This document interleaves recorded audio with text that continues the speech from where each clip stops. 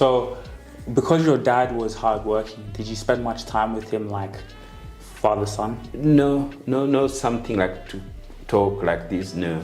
Yeah, busy his business, come to his business, you come home, you eat, you sleep. There's nothing else. There's a driver who took you to school, there's nothing.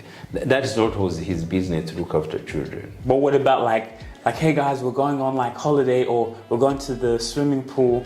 Yes, or... we used to do those things to get that thing there, but it's just to take us, we are children, enjoying things there. So it was good. So as I say, our grow up was good environment. Very, very good environment. Without any issues there, without issues schools, without issues anything there. The environment was so good. What are some characters that stood out to you about him? Like, you know, you're growing up, as you get older, what were some things that you stood out that were like, oh wow, he does this? Or yes, he was passionate about his business. Passionate? Yes, passionate.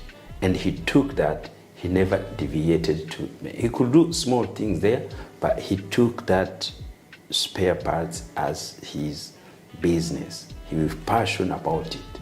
He learned from himself. He did by himself. The passion, it was there. And to be consistent, have that big product, to be all everywhere people come to buy from it. The consistency was there and the hard working. You see, there was nothing else he was thinking about it. It's just the business. Wow. So then, what business now, as you left the war, you're now on your own, what business did you try to start? Or what made you even say, let me start a business? I was selling cars in Kenya. Yeah, that's only the things I did on my own. What made you want to sell a car? That time it was much easier because we were in Kenya, we didn't have the documentation to open a business there. It was not a place where, as foreign at that time, see, we were a different country, so it wasn't easy to get the documentation. But it was much easier to buy 3 cars in Dubai and then you come to sell it in Kenya. To make profit, you go buy more cars there. And then also could have like a small transport, which is also been doing it. So like you buy a minivan and then you sell, you transport people. So that's one of the main things when we were in Kenya from your mom, that was I was doing. So that we used to have found like 5-10 cars there. So go to Dubai, bring them, and then sell them to Nairobi. So that one was much easier. It was not required a lot of paperwork or anything there.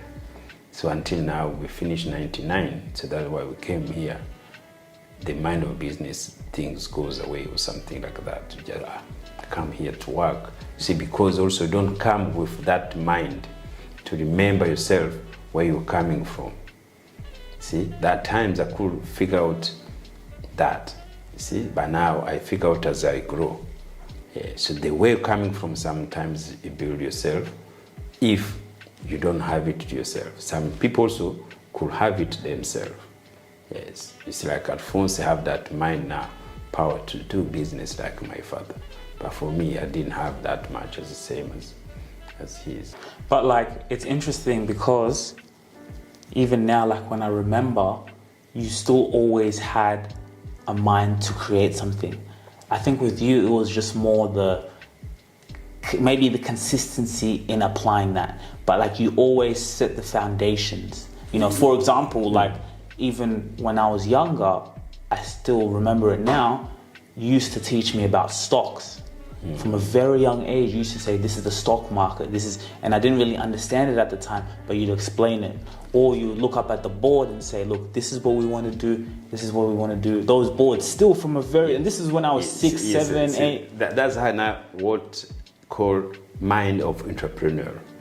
Always I had that entrepreneurial mind. So even to work in Australia, always I work with my own name business. See, that entrepreneurial mind, everything I do, even we're in Australia, is just self-employed mind. Entrepreneur mind always have been there. So you see it when we're in Rwanda. You see it in small offices there. See, that is why wherever I move, I have to have a small office, because he carried that memory to see my father always sitting in that his own office. See, wherever I move, I have to have my own office, thinking the entrepreneurial thing. So that's why those investing in stocks, it had to be that ideas.